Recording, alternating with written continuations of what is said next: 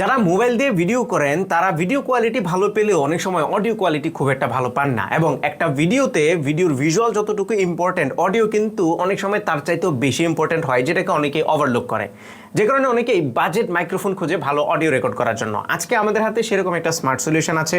এটা হচ্ছে উলানজির A21 wireless microphone, যেটাতে একটা রিসিভার এবং দুইটা ট্রান্সমিটার আছে। তার মানে আপনি চাইলে একই সাথে দুইজন ব্যক্তির অডিও রেকর্ড করতে পারবেন।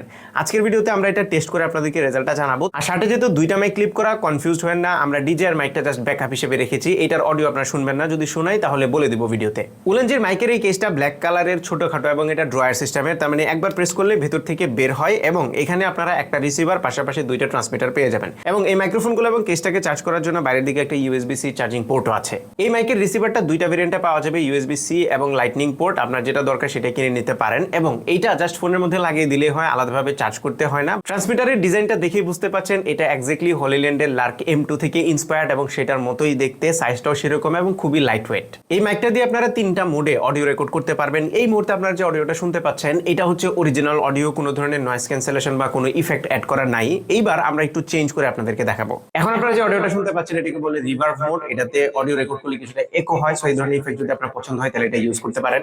আরেকটা মোড আছে মিউট। এখানে যখন রেড লাইট জ্বলবে তখন মিউট হয়ে থাকবে, আর যখন গ্রিন লাইট জ্বলবে তখন নয়েজ ক্যান্সেলেশন মোড অন থাকে, যেটা এখন আপনারা শুনতে পাচ্ছেন।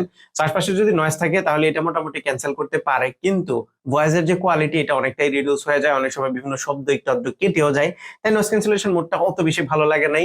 সো আপনারা যদি অরিজিনাল অডিওটা দিয়ে রেকর্ড করেন তাহলে ক্লিন এবং ভালো অডিও পাবেন, যেটা আপনারা এতক্ষণ পর্যন্ত শুরুর দিকে শুনতে পাচ্ছিলেন। এখন আমরা আবার অরিজিনাল অডিওতে ফেরত এসেছি, এবং এখন যে সাউন্ডটা শুনতে পাচ্ছেন এটা হচ্ছে এই মাইক্রোফোনের genuine sound. By the way, এই মাইক্রোফোনের যে রিসিভারটা আছে সেখানে তিনটা মোডে আপনি গেইন কন্ট্রোল করতে পারবেন, এবং এই গেইনটা জাস্ট ডাবল প্রেস করে আপনি তিনটা স্টেপে কম বেশি করতে পারবেন। আমি রিকমেন্ড করবো অলওয়েজ গেইন লেভেলটা 1 এ রাখবেন।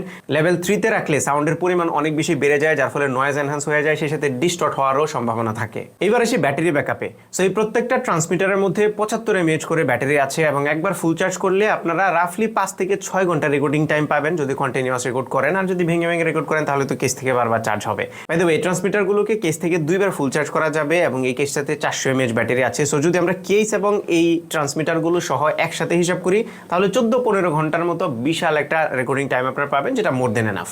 আর উলানজির A21 ওয়্যারলেস মাইক্রোফোনটা বাংলাদেশের বাজারে অ্যারাউন্ড 3750 টাকায় পাওয়া যাচ্ছে। আপনারা টপটেক জোনের ওয়েবসাইট থেকে কিনতে পারবেন, আমি কমেন্টে লিংক দিয়ে দিব।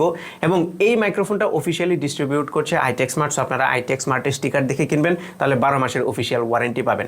লাস্টলি বলে দিই, এটা কিন্তু অ্যান্ড্রয়েড, iOS, হারমোনিওস, উইন্ডোজ, লিনাক্স সহ অন্যান্য যে কোনো ডিভাইস যেটাতে USB-C মাইক্রোফোন ইনপুট সাপোর্ট করে সেটাতে আপনারা ইউজ করতে পারবেন।